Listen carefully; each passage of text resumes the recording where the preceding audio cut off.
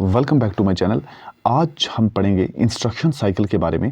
उसके बाद हम प्रोग्रामिंग लैंग्वेज की क्लासिफिकेशन के बारे में पढ़ेंगे और उसके बाद कुछ फैक्ट्स पढ़ेंगे हम आज कंप्यूटर के बारे में। ओके, तो चलो सबसे पहले हम पढ़ते हैं इंस्ट्रक्शन साइकिल क्या है। देखो, इंस्ट्रक्शंस को एग्जीक्यूट करने के स्टेप बाय स्टेप प्रोसीजर को हम इंस्ट्रक्शन साइकिल कहते हैं। फॉर एग्जांपल, हमने कोई अगर इंस्ट्रक्शन दी कंप्यूटर को, मान लीजिए हमने इनपुट दी 3 + 2, तो सॉल्व करने के लिए सबसे पहले ये प्रोसेस में जाएगा। वहाँ से कैसे ये रजिस्टर में सेव होगा ये तो हम पढ़ चुके हैं।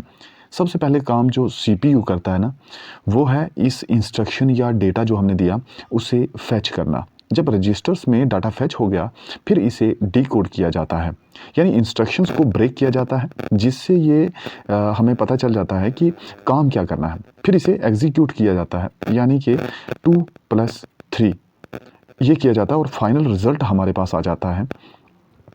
अब ये जो रिजल्ट आया, हम इसे स्टोर भी कर सकते हैं एक्यूमुलेटर में या रजिस्टर्स के अंदर, या चाहें तो इसे, या हम अगर चाहें तो इसे मेन मेमोरी में भी स्टोर कर सकते हैं। तो ये जो साइकिल बना ना, इस साइकिल को हम कहते हैं इंस्ट्रक्शन साइकिल। यानी पहला डेटा को फैच करना होता है, फिर डिकोड करना होता है और उसके बाद एग्जीक्यूट, और फिर लास्ट पे स्टोर भी कर सकते हैं हम इसको। वो साइकिल जिसमें फैच्ड डाटा को डिकोड किया जाता है उसे हम कहते हैं फैच साइकिल, और वो साइकिल जिसमें डेटा जो कि एग्जीक्यूट हुआ उसे स्टोर किया जाता है उसे एग्जीक्यूट साइकिल कहते हैं। अब ये इंस्ट्रक्शंस क्या है? देखो, इंस्ट्रक्शन हमें पता है कि सिंगल ऑपरेशन ऑफ प्रोसेस, यानी जो भी स्टेटमेंट या ऑपरेशन आता है तो सॉल्व करने के लिए या प्रोसेस करने के लिए उसे इंस्ट्रक्शन कहते हैं। अगर मल्टीपल इंस्ट्रक्शंस होती हैं तो उसे प्रोग्राम कहा जाता है, और अगर मल्टीपल प्रोग्राम होते हैं तो उसे हम सॉफ्टवेयर कहेंगे।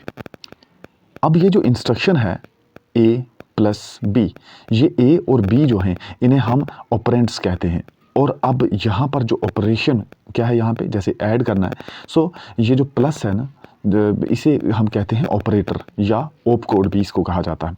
अब मशीन साइकिल क्या होता है?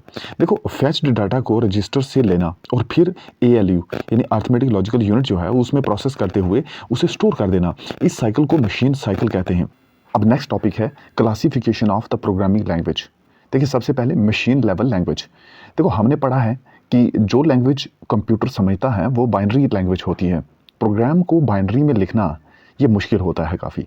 ये बाइनरी लैंग्वेज जो है ना, इसमें हमारे पास 2 ही डिजिट्स होते हैं, 0 और 1। इस लैंग्वेज को हम मशीन लेवल लैंग्वेज कहते हैं, जिसे कंप्यूटर ही समझ सकता है। ये जो मशीन लैंग्वेज है ना, तो इसे कभी कभी लो लेवल लैंग्वेज भी कहा जा सकता है, कभी कभी हम इसे फर्स्ट जनरेशन लैंग्वेज भी कहते हैं, या कभी कभी मशीन कोड भी कहा जाता है इसको। अब है असेंबली लेवल लैंग्वेज। अब जैसा हमने देखा है कि मशीन लेवल लैंग्वेज जो है होती है, इसको समझ पाना मुश्किल था, इसलिए और एडवांसमेंट लाते हुए एक और लैंग्वेज डेवलप हुई, असेंबली लेवल लैंग्वेज। इस लैंग्वेज में सिंबल्स का यूज़ किया गया। जैसे अगर हम 3 और 5 को ऐड करना है हमने, तो लिख सकते हैं ऐड 3, 5। अगर सब्ट्रैक्ट करना हो तो लिखेंगे सब 3, 5। अब इस असेंबली लैंग्वेज को कंप्यूटर रीडेबल फॉर्म में बनाने के लिए कन्वर्टर की ज़रूरत होती है, जिसे कहते हैं असेंबलर। इसे कभी कभी लो लेवल लैंग्वेज भी कहते हैं, कभी कभी इसको सिंबॉलिक लैंग्वेज भी कहते हैं, कभी कभी असेंबली कोड भी कहते हैं, या फिर सेकंड जनरेशन लैंग्वेज भी इसको कहा जाता है। अब नेक्स्ट है हाई लेवल लैंग्वेज। अब और इम्प्रूवमेंट करते हुए कोशिश की गई कि इस लैंग्वेज को ह्यूमन रीडेबल फॉर्म में बनाया जाए, तो इसके लिए एक और लैंग्वेज डेवलप हुई जिसे हाई लेवल लैंग्वेज कहते हैं। ये जावा है, पाइथन है, C++ है, ये सब ऐसी फॉर्म्स हैं जिसे डायरेक्टली ह्यूमन रीडेबल फॉर्म में लैंग्वेज को लिखा जा सकता है। ओके, तो ये लैंग्वेज काफ़ी क्लोजर है ह्यूमन रीडेबल फॉर्म के, बट इसे भी कन्वर्ट तो करना ही पड़ता है। इसे कन्वर्ट करने के लिए कन्वर्टर की ज़रूरत होती है, जिसे कंपाइलर कहते हैं। कंपाइलर एक ऐसा हमारे पास डिवाइस होता है, उसके साथ हम सारे जो प्रोग्राम्स को है ना, वो सारे प्रोग्राम्स को पहले उठाता है और फिर मशीन कोड में उसे कन्वर्ट कर देता है। अब इंटरप्रेटर जो है वो एक एक लाइन उठाकर, एक एक लाइन को कंपाइलर क्या करता है, कंपाइलर सारे के सारे प्रोग्राम्स को जो है ना वो उठाकर मशीन कोड में कन्वर्ट कर देता है। लेकिन जो इंटरप्रेटर है वो एक एक लाइन उठाकर एट ए टाइम कन्वर्ट करता है और मशीन लैंग्वेज में इसे कन्वर्ट कर देता है, इसलिए इसे हम लाइन बाय लाइन कन्वर्टर भी कह सकते हैं। ओके, तो चलो अब कुछ फैक्ट्स हैं वो हम जान लेते हैं अबाउट द कंप्यूटर। सबसे पहला फैक्ट है कि सबसे पहला डिजिटल कंप्यूटर जो इंडिया में आया था वो ब्रिटिश में बना था और इंडिया में इंस्टॉल हुआ था। वो था HEC-2M। इसे इंडियन स्टैटिस्टिकल इंस्टीट्यूट कोलकाता में 1955 में इंस्टॉल किया गया था। लेकिन इससे पहले एक स्मॉल एनालॉग कंप्यूटर इस इंस्टीट्यूट ने खुद बनाया था 1953 में, जो छोटी मोटी कैलकुलेशंस के लिए यूज़ होता था। इसमें कुछ टेक्निकल एरर्स थे, इसलिए पहला जो कंप्यूटर था HEC-2M उसको कंसीडर किया जाता है फर्स्ट कंप्यूटर। ठीक है, तो इसके बाद इंडिया में एक और कंप्यूटर बनाया गया जिसे टिफ्रैक कहते हैं।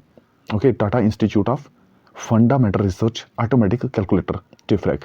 ये नाम इसे पंडित जवाहरलाल नेहरू ने दिया था 1950 में। काम स्टार्ट हुआ 1950 में और 1956 में ये ऑपरेशनल हो गया। अब देखो, फर्स्ट फुल फ्लेज्ड इंडिया का जो कंप्यूटर था, मेड इन इंडिया कंप्यूटर, वो था सिद्धार्थ। ये बनाया था इलेक्ट्रॉनिक कॉरपोरेशन ऑफ इंडिया ने 1986 में। इसे इंस्टॉल किया गया था बेंगलोर में, जो बेंगलोर के मेन पोस्ट ऑफिस में, अगस्त 1986 में। अब देखो, फर्स्ट सुपर कंप्यूटर जो है वर्ल्ड का वो था क्रे फर्स्ट। इसे सेमोर क्रे ने बनाया था। ओके, तो फर्स्ट इंडियन सुपर कंप्यूटर जो था वो परम 8000। फादर ऑफ सुपर कंप्यूटर किसको कहा जाता है? सेमोर क्रे को, है ना, उन्हीं को ही कहा जाता है ना, क्योंकि सबसे पहला जो सुपर कंप्यूटर था बनाया वो उन्होंने ही बनाया था। Father of super computer India का जो है वो कहा जाता है विजय पांडुरंग भटनागर को, विजय भटनागर को। देखो, वर्ल्ड का फास्टेस्ट सुपर कंप्यूटर जो है वो है फ्यूगैकू, जो जापान ने बनाया था। इसकी स्पीड है 415.53 पेटाफ्लॉप्स, जो 10⁻15 फ्लोटिंग पॉइंट्स ऑपरेशन के इक्वल है। अब फ्लोटिंग पॉइंट्स क्या होता है? फ्लोटिंग पॉइंट्स कंप्यूटर में होते हैं जो डेसिमल में हो, जो नंबर्स डेसिमल में होते हैं ना, यानी पॉइंट्स में होते हैं, तो उनको फ्लोटिंग पॉइंट्स कहते हैं। ओके, तो इससे जो 2.8 टाइम्स कम स्पीड थी समिट की, जो यूएस ने बनाया था ना समिट कंप्यूटर, तो उसकी स्पीड कम थी, इसकी ज़्यादा थी, इसलिए ये वर्ल्ड का फर्स्टेस्ट सुपर कंप्यूटर है। कौन सा? फ्यूगैकू। तो इंडिया का फास्टेस्ट कंप्यूटर प्रत्यूष, उसको रिप्लेस किया गया है। तो रिप्लेस किसने किया? परम सिद्धि AI ने, जो पुणे ने बनाया था। इसकी जो स्पीड है ना वो 5.267 पेटाफ्लॉप्स है, हालांकि फ्यूगैकू से कम है, लेकिन ये इंडिया का फास्टेस्ट कंप्यूटर है। देखो, वर्ल्ड के टॉप 500 फास्टेस्ट कंप्यूटर में इसका जो है ना वो रैंक है 63। प्रत्यूष का रैंक कितना है? 78 इन द वर्ल्ड। इसे वेदर फोरकास्टिंग के लिए यूज़ किया जाता है। ये Indian institute of tropical metrology Pune में है।